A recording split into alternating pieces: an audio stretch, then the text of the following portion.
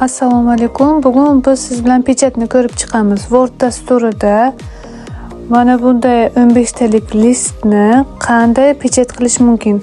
Agar sizga ayrim kerakli, masalan 1, 5, 10 mingchi listlar kerak bo'lsa, biza bu uchun 1,5,10 qo'yishimiz kerak bo'ladi. Faqat shu sondagi varaqlarni chiqarib beradi. Agar faqatgina bitta list kerak bo'lsa, imенно o'sha listni yozib qo'yasiz. Masalan 12 mi 12 ga pechat berasiz. Bitta o'zini chiqaradi.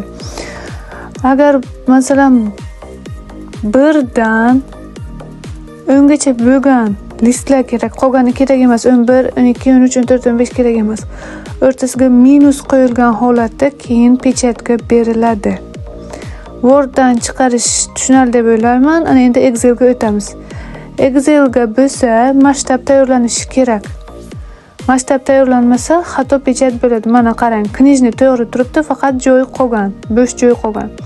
Bo'sh joyni taxlash uchun mana birinchi qiladigan ishimiz razmetka stranitsa, orientatsiyadan albomni agar kerak bo'lsa albomni qilasiz va masshtabini taxlaysiz. Katta bo'lsa agar kichraytirasiz masshtabni yoki kichraytirgan bo'lsa katta qilasiz va pechatga berasiz. Ana bunday o'q joyini esa sonlardan taxlaymiz. Endi bir marta tanlab olinadi va mana bunday tortib yana ko'ramiz pechatga berib. Ana endi bitta Ctrl P ni bosib ko'rishimiz kerak. Ko'p katta bo'lib qaytib kichraytiramiz. Shu ozgina vaqtimizni oladi. Mana shunday to sizga kerakli bo'lgunicha ozgina kichraytirasiz yoki ozgina katta qilasiz. Sizga keraklisini topgan holatda keyin pechatga berishingiz kerak. Chunki Wordda emas, Excel yana aytib o'taman, masshtab tayyorlanmasa agar bir nechta listni siz havoga uchirishingiz mumkin. Mana tax bo'ldi, faqat Ctrl E si ko'rinmay qoldi. Yana ozgina taxlasak bo'lardi. Endi vaqt ketibdi. Endi PowerPointga ko'rsataman. PowerPoint ham xuddi Wordda ishlaydi. Ctrl P ni bosib o'ziga kerakli varaqlar sonini bu yerda yozib qoldirasiz.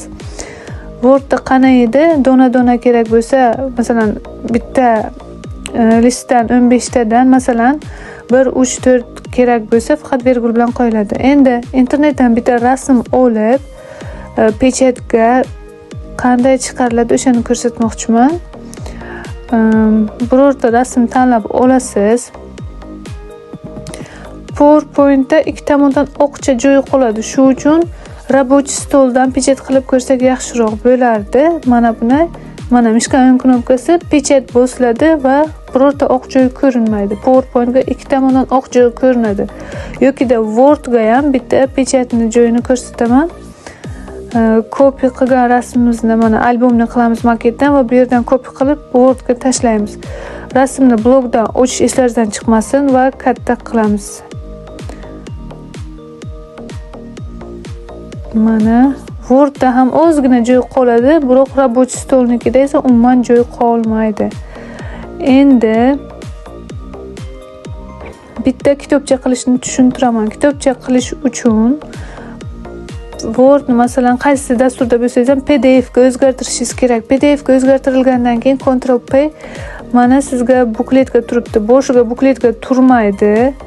Boshiga boshqa xil turadi. Siz buni mana bunday holatda turadi. Siz bukletga o'tkazib qo'yishingiz kerak. Litsevaya stranaga tursin.